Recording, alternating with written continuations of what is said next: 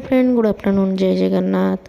तो ये सब पैकिंग आम जीवु इच्छा मामू घर को सान भाईर बाहागर ये सब पैकिंग कर ब्रेकफास्ट आज ये अंडा और आमलेट को रुटी ये खाइबू। तो बनई देकी खाई देकी आम जीवु राम मोर पूरा रेडी हो गलुनी। राम ता मामू बाहागर को मो सान भाई बाहागर को जीवु बोली रेडी हो जाइए देखु।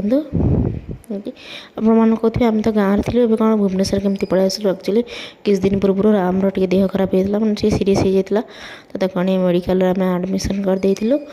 ये भल अच्छी देह तार देखो गोटे दिन गोटे श्वास टाइप रही तो गोटे दिन आडमिशन करदेलु मेडिकल डॉक्टर कहले गोटे दिन आम ऑब्जर्वेशन करूँ तुम रखिदि तो ये पिला देह जो भल नाला तो मतलब भिड पकड़ इच्छा ना तो एबे से ओके हो भल है। चार्टा बेले डुंगुल सी खेलुं से मेडिकल तब डुंगुल आमको डॉक्टर कहते ना 5 दिन पर जाने देखेबे तो से आमको मेडिकल देखी भाई घर को पलि जाइलु।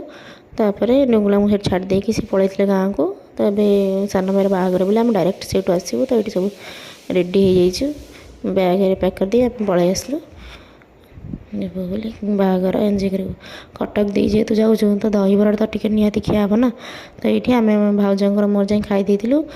मम्मी और बाबा नहीं कारण सी पुओ दी जन को ऋषिकी और आमको रखते तो नहीं आसलु तो खाई दहीबरा पुणी आम आम जर्निंग स्टार्ट कलु। ये फास्ट गाँव में माने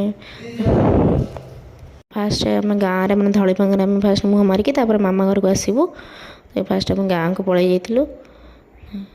ये आम घर होगा पहुँची तो अधा सामान गाँव में रखिदेकी आम मामू घर को पलि आसलु।